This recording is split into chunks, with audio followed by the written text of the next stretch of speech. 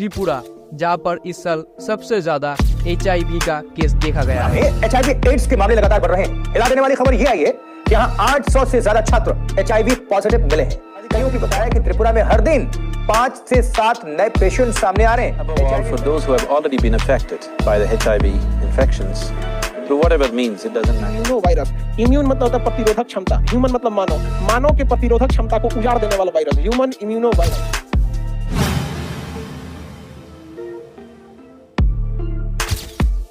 तो hello friend, मैं हूं Joy. Welcome back to another video.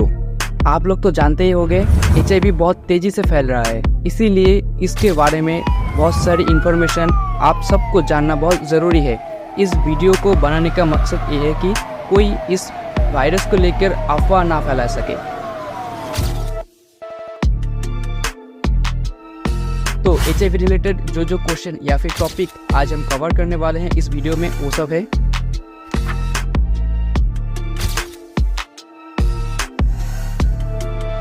तो आइए हम पहला टॉपिक से शुरू करते हैं। What is the difference between HIV and AIDS. तो पहले हम HIV को देखते हैं। HIV इसका फुल फॉर्म है ह्यूमन इम्यूनो डेफिशिएंसी वायरस। ये वायरस का ग्रुप होता है। इस वायरस को कहते हैं रेट्रोवायरस, जो एक RNA जीनोम वायरस होता है। तो नाम से ही पता चल गया है HIV कोई डिजीज तो नहीं है। तो अब अगर हम एड्स को देखते हैं तो एड्स का फुल फॉर्म होता है एक्वायर्ड इम्यूनो डेफिशिएंसी सिंड्रोम।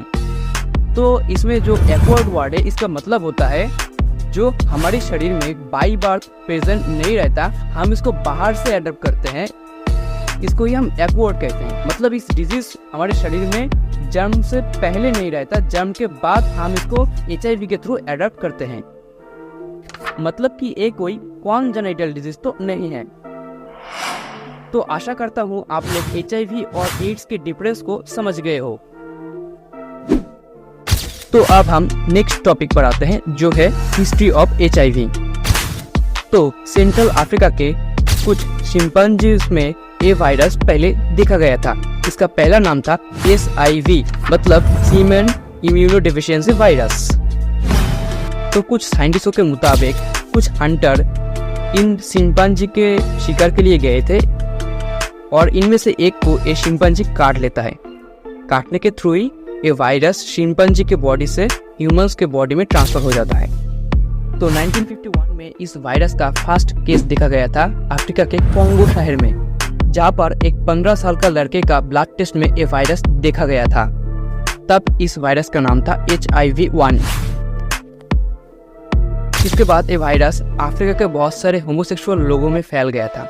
इससे बहुत सारे लोगों को लगने लगा ये एक होमोसेक्सुअल लोगों का बीमारी है, इसीलिए होमोसेक्सुअल लोगों को समाज से बाहर कर दिया गया था। लेकिन तब भी ये वायरस बहुत सारे नॉर्मल इंसानों में भी देखा जा चुका था।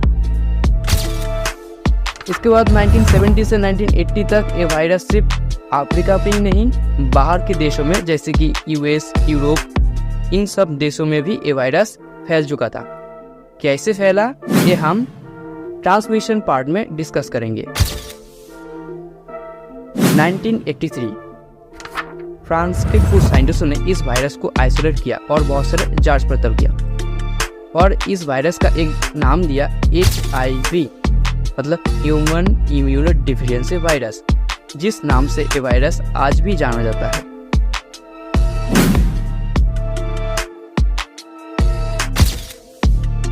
तो अब हम तीसरे टॉपिक पर आते हैं, जो है हाउ इज HIV ट्रांसमिटेड।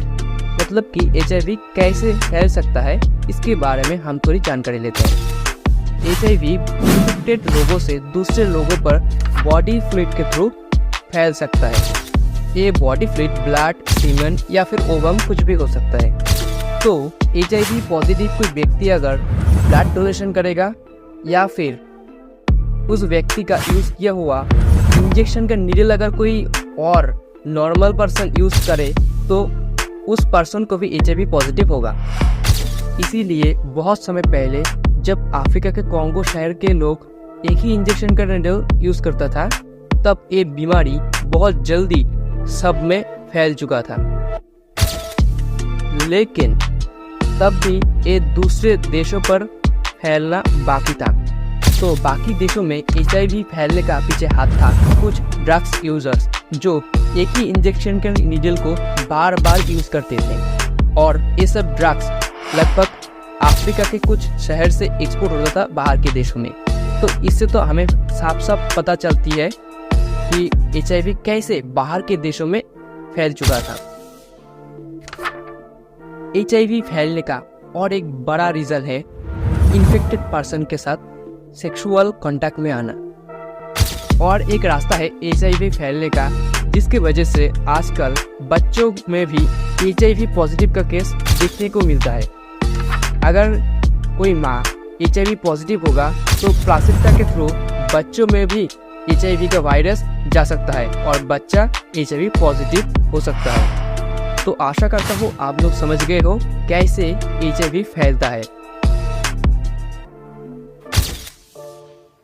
तो अब हम नेक्स्ट टॉपिक पर आते हैं, how HIV dominates in human body.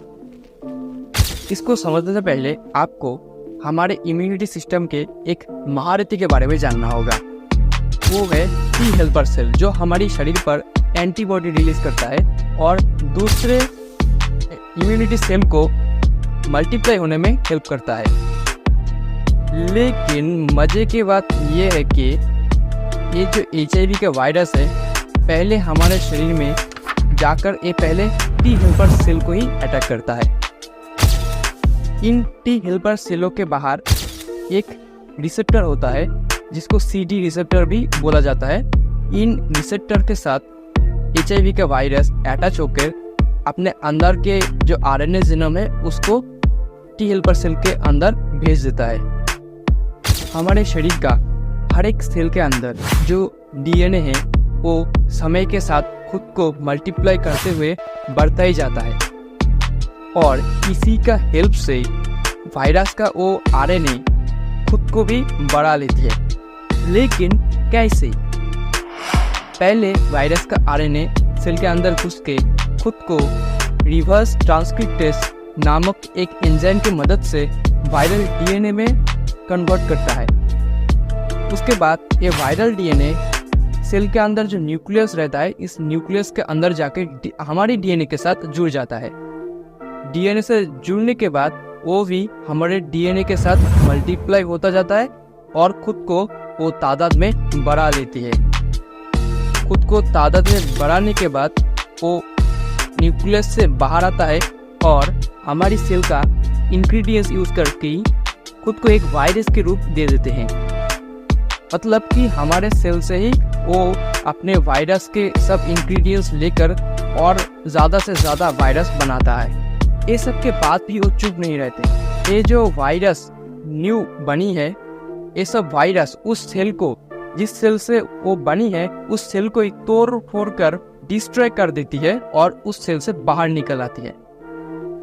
इस सेल से निकली हुई हर एक वायरस फिर से खुद को एक टी हेल्पर सेल के अंदर ले जाता है और खुद को बढ़ाकर उस सेल को डिस्ट्रॉय कर देती है। इसी तरीके से वायरस का तादाद हमारे शरीर में दिन ब दिन बढ़ता ही जाता है और हमारे शरीर का जो हेल्पर टी सेल होता है उसके तादाद घटता ही जाता है। इसीलिए इस वायरस को कहते हैं ह्यूमन इम्यूनो डेफिशिएंसी वायरस। तो कितने डेंजरस है वायरस, आप खुद ही सोचो। जो सेल हमारे शरीर को प्रोटेक्ट करती है वायरस या बैक्टीरिया से, ये वायरस उसी सेल से अपने आप को बढ़ाकर उस सेल को तोड़ देता है। बहुत इंटरेस्टिंग है इनका स्टोरी, लेकिन बहुत डेंजरस भी है।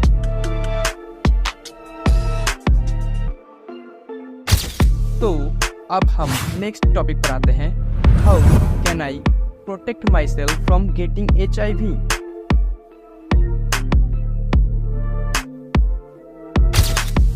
अगर किसी के शरीर के अंदर HIV घुस जाता है तो उसका इम्यूनिटी नष्ट हो जाता है या फिर कमजोर हो जाता है। इसी कंडीशन को कहते हैं एड्स। अगर एड्स हो गया ना तो आपके शरीर के जो दूसरे वायरस या बैक्टीरिया के साथ लड़ने का जो क्षमता है वो नष्ट हो जाएगा। मतलब कि कोई भी बीमारी आपको होगा तो वो बीमारी ठीक नहीं होगा, उस बीमारी के चलते आप मर सकते हो। इसीलिए अगर HIV केस में कोई मारा जाता है तो उसके डेथ रिपोर्ट में मल्टी ऑर्गन फेलियर लिखा जाता है। इसका मतलब उसके शरीर के हर एक अंग काम करना छोड़ देता है। तो HIV से खुद को प्रोटेक्ट करने के लिए HIV जिस तरीके से फैलता है इससे दूर रहना पड़ेगा। मतलब कि अनप्रोटेक्टेड सेक्स, इससे दूर रहना पड़ेगा। ड्रग्स तो सबके लिए खतरनाक है ही, इससे तो बहुत दूर रहना पड़ेगा। और बाकी जो है इंजेक्शन का नीडल, ब्लड ट्रांसफॉर्मेशन, ये सब आप अगर डॉक्टर के सामने कराते हो तो इन सब में आप HIV फैलने का केस बहुत कम दिखता है, क्योंकि डॉक्टर साहब उन सभी को चेक करके ही देखते हैं कि ये HIV इफेक्टेड है या नहीं।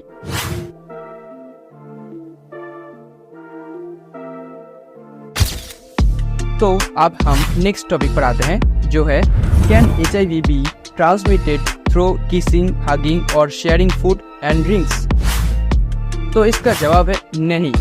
HIV सिर्फ बॉडी फ्लूइड के थ्रू ही एक पर्सन से दूसरे पर्सन पे जा सकता है, लेकिन अगर कोई HIV इफेक्टेड पर्सन का झूठा खाना खाए तो HIV फैलने का चांस बहुत कम है। इसीलिए किसिंग, हगिंग या फूड और ड्रिंक्स के थ्रू HIV फैलने के चांस बहुत कम है।